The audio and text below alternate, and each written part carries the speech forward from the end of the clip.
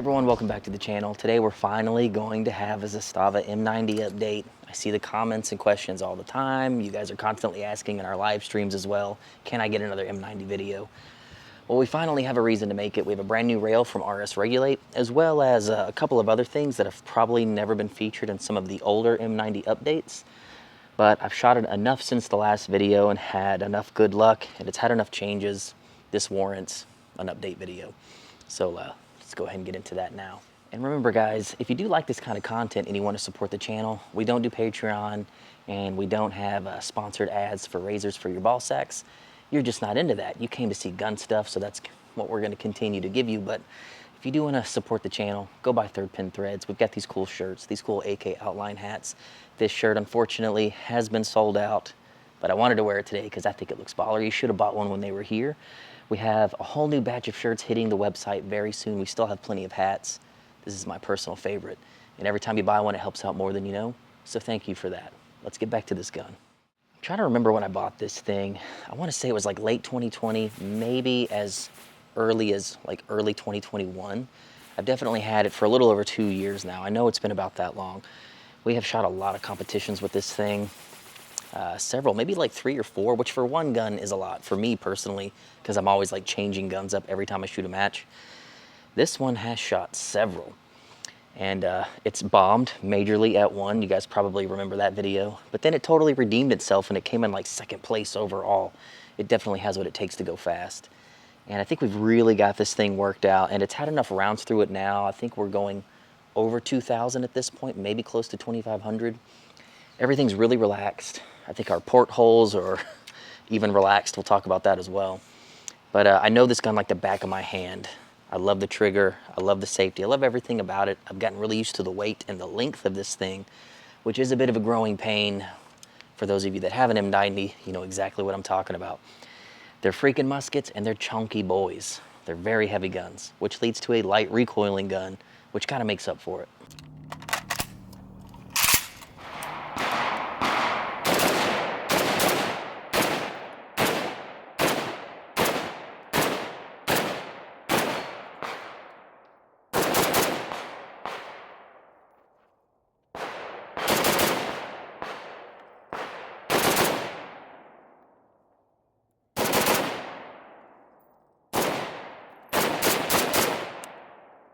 She's long and heavy, but she's still handy.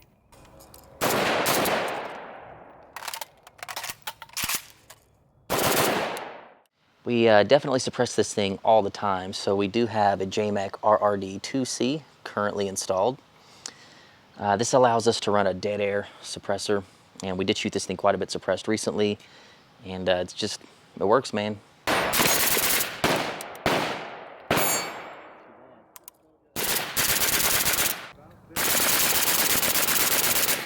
Chemo muzzle devices work.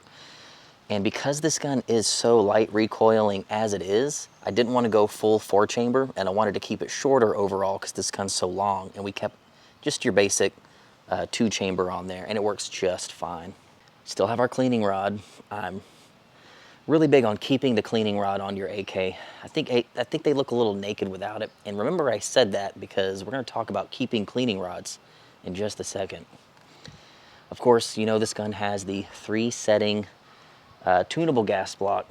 What I've noticed over time, if you remember way back, we got this thing past its 200 round break-in period, which in the manual, they tell you to do that. I didn't want to believe it at first, but it's true. They do have a break-in period. Once we got it broken in on one of the higher gas settings, we kind of just leave it on setting 1, suppressed and unsuppressed, and we never change it. I really can't ever see a reason to bump this up to 2 or 3 ever again because it runs so good, regardless if we're suppressing it or not on one setting. So I'm starting to think maybe over these 2,500 rounds, maybe we've ran that porthole so much, it's maybe started to relax a little bit, like a loose butthole, maybe.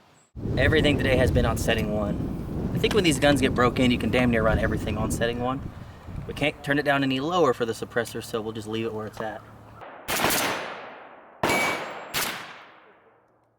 Can't even see the brass. It's like throwing them 30, 35 feet away. Let me know if you're experiencing the same thing. It's definitely not a bad thing. I just think like setting 2 and 3 basically have no use for me at this point. I never use them anymore. The main reason that we brought this video up was to talk about this new rail by RS Regulate. One of the OGs in the AK aftermarket game, well known for their optic mounting solutions on factory AK rails, probably as good as it gets as far as mounting an optic on your AK. It's the easiest way, it's one of the best ways. They're extremely well built, they're just awesome, and RS Regulate has definitely made a name for themselves with these things. Several years ago, he started pumping out aluminum rails for AKs.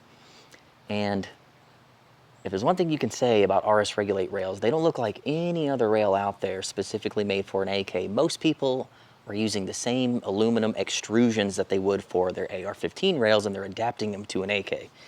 So, you know, people like RS Regulate and J-Max, a good example, are making the rails thinking about the AK first, and they're not thinking about making an AR-15 rail work on an AK. So, if you take a close look at this thing, you will see that it tightly hugs the body lines. You can see just the way that it sinks in here, and it tapers to really pinch around the open air edges of your gas tube. The length of it, how it's made to stop right before your sling loop, it was like specifically freaking made for an AK. And I think that's what makes them really cool. A rail on an AK looks good when they like really hug the body lines and you know, kind of like conform to the AK. It just looks good. This thing's covered in M-LOK slots, as you can see, all the way around it.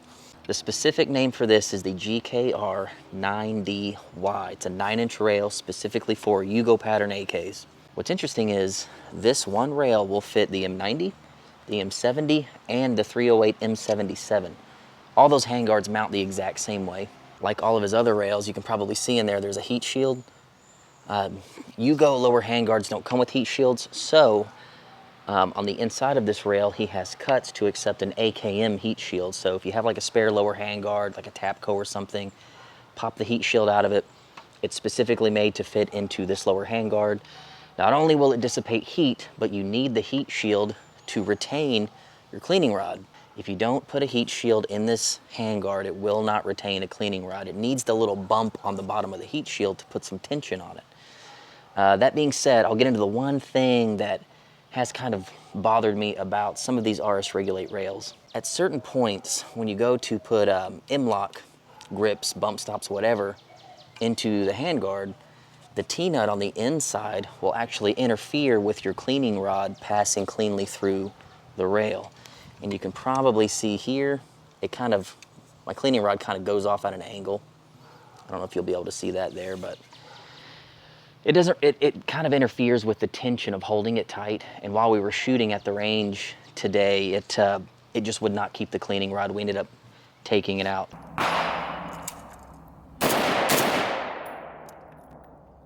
Not gonna happen. So the cleaning rod won't stay in because we have a bump stop here, which is kind of kicking it off to one side. So for now, let's take that thing out of here.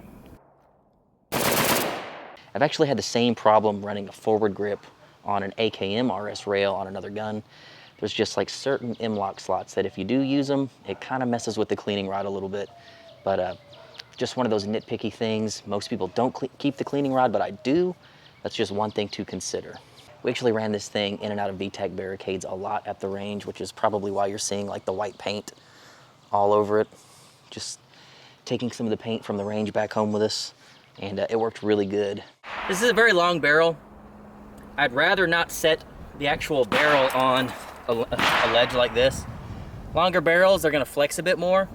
So try to set the actual rail on the ledge or on the hole. This is definitely nice when you're sliding in and out of these ledges.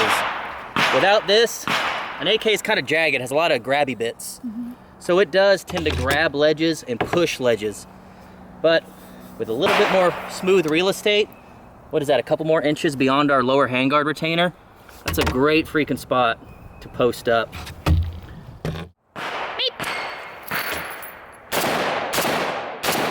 Feels good.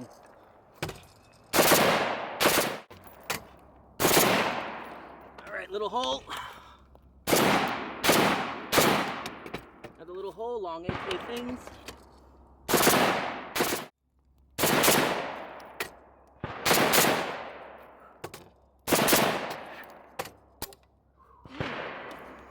Yeah, and you can just see why that thing comes in handy.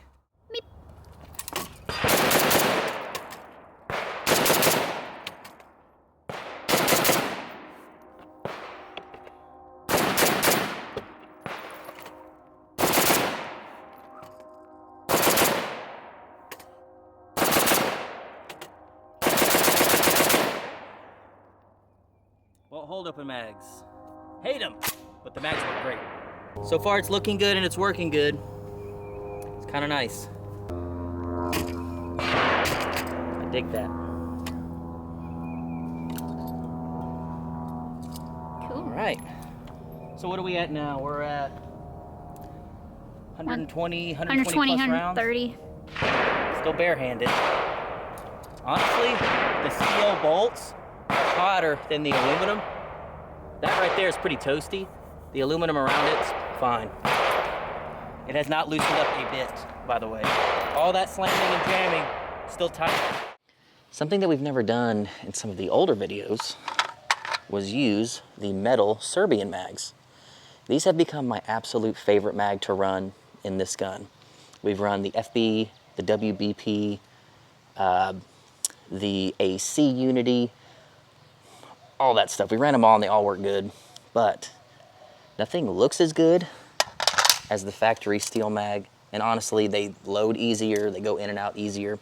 They don't have like that tacky, plasticky feel that especially the Polish mags have going in and out of this mag well. They kind of make reloads really difficult. These are my absolute favorite now. They're not cheap though. Still running the factory safety on this thing. We've just loosened it up a little bit.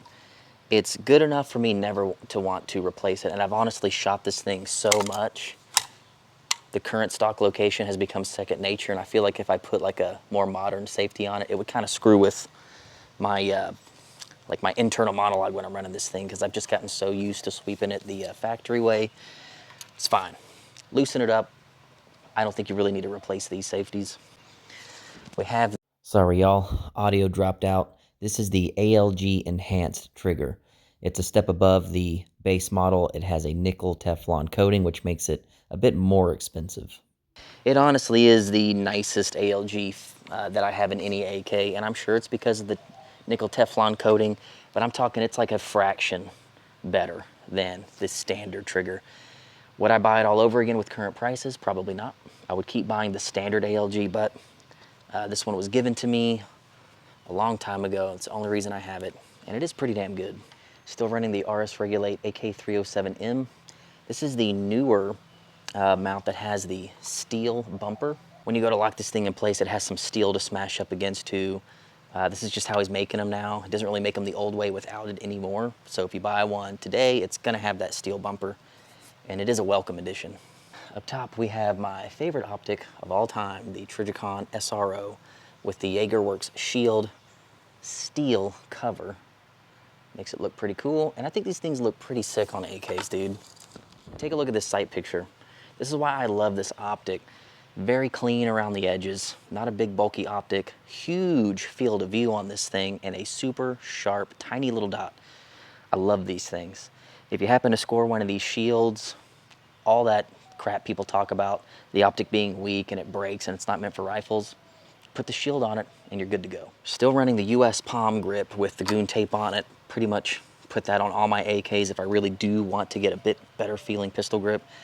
And something that I thought was really sick, I scored a walnut set of factory furniture at a gun show, which I think the dark brown walnut on these current Zastavas is the sexiest furniture set that I've ever seen on a Serbian AK. So right now I'm running a factory stock. Didn't come this way, came with the gross mag pool, but we've got that on here now. And up front I didn't talk about it before, but because this lower handguard is specifically cut where the vent holes line up with wooden upper handguards, I put my Kula Warwood back on top. You guys love this trench art on this thing. I love it. It's like my favorite piece of wood on any AK that I own. And it matches up perfectly with this lower handguard. So all in all, that's how we're rocking it right now. Let's go to the range and I'll show you how this thing handled when we just straight up blasted with it, like 200 or 300 rounds. It's great, dude. Still a great AK.